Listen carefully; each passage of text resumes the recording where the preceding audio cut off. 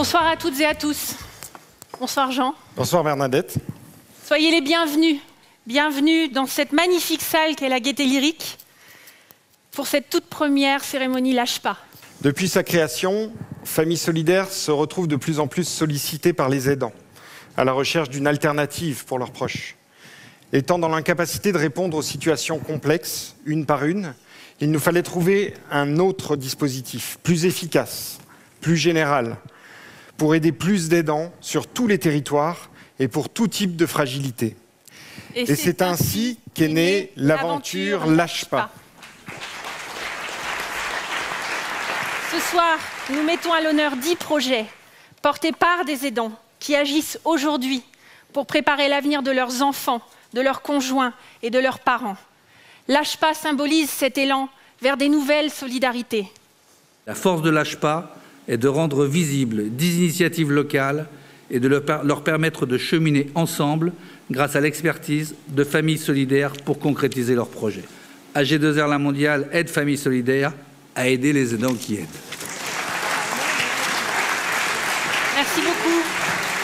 Merci. Alors j'accueille sur scène mesdames Anne Digou et Geneviève Blaise et le prix est remis par François-Marie Gélin, membre du comité exécutif en charge de l'engagement sociétal. On peut les applaudir. Si on nous remet ce prix ce soir, c'est que notre projet est pertinent, mais ça veut dire aussi qu'il répond à notre humble mesure à un besoin sociétal. Et ça veut dire aussi que le regard qu'on pose sur la vieillesse, le grand âge, la dépendance et la fin de vie est en train de changer. En tout cas, j'espère, tant mieux, parce qu'il y a du travail. Et j'espère qu'accompagnés par vous, on pourra tous ensemble continuer à participer à ce changement de regard. Alors j'accueille sur scène madame Isabelle Giroux et monsieur Patrice Giroux de l'association Amélie la Vie. Et le prix est remis par Philippe Mézantin et Didier Marcelier de la Fédération française de domotique. On travaille depuis 2 ans sur ce projet d'habitat partagé. On a vraiment envie qu'il sorte de terre. On souhaite créer un habitat pour 5 ou 6 personnes de manière à les regrouper, à ne pas les laisser dans l'isolement. Ce qu'on souhaite aussi, c'est qu'il y ait un lien social, et puis surtout de l'aide autour de ces personnes en difficulté. Je voudrais accueillir sur scène Magali Pommier et Steph Bisolier de l'association Tandiquois. Et le prix est remis par madame Marlène Fargue qui représente France Active. Bravo. Tout à l'heure, vous disiez qu'il ne fallait pas de génie pour faire de l'innovation. Par contre, il faut de la persévérance, ça c'est clair, et avoir des gens et des organisations comme Famille Solidaire et du coup tout ce qui va autour avec les gens qui les soutiennent et les entreprises qui les soutiennent, toutes les organisations, c'est juste énorme. Alors j'espère que madame Annick Boutin et Maryse Leroux ont pu nous rejoindre. On les invite à venir sur scène avec nous. Et le prix est remis par monsieur François Marty, président de la foncière Chenelay de Landretin-le-Nord. Je me suis dit longtemps, mon mari et moi, on a dit, on est sur le quai de la gare, le train passe, donc il y a mon fils qui est autiste, il y a papa qui a la maladie d'Alzheimer, maman qui est pas très bien parce qu'elle est aidante elle aussi. Et je me suis dit, on est coincé sur le quai de gare, merci de m'avoir fait prendre le train et je vous suivrai. Ouf. Voilà. Merci beaucoup, merci à vous. Je voudrais qu'on accueille sur scène madame Véronique Bernard et monsieur Thibaut Caylus. Et le prix est remis donc par Jean-Michel Ricard et Jean-Daniel Muller.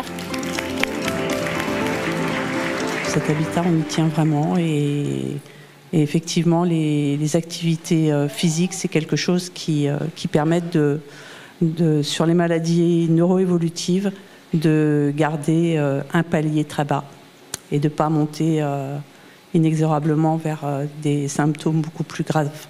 Voilà.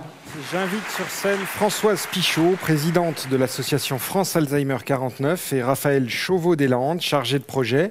Le prix est remis par monsieur François-Marie Gélin d'AG2R La Mondiale. On peut les applaudir. Être aidant Alzheimer est une épreuve et demande une attention et une vigilance 24 heures sur 24 qui peu à peu conduit à l'isolement social. On perd ses amis, on perd une grande partie de sa famille. L'aidant supporte et s'épuise, développe des pathologies.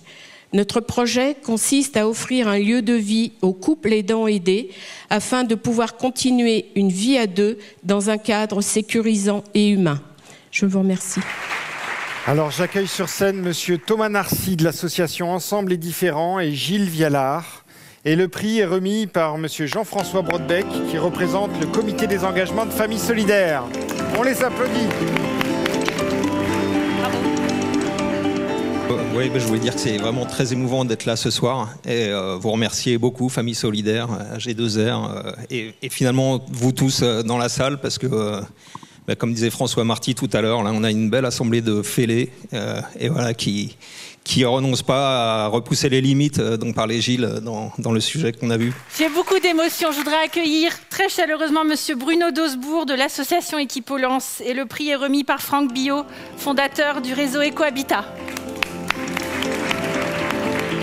Et notre projet, c'est de leur permettre de participer à une vie sociale, locale, à travers, bien sûr, une formule d'habitat, et on en rediscutera s'il le faut, mais en s'appuyant aussi, dans un territoire donné, sur un ensemble d'acteurs qui vont nous aider à construire avec elles une interaction, une participation à l'espace commun, en fonction de leurs désirs et de leurs possibilités. Voilà.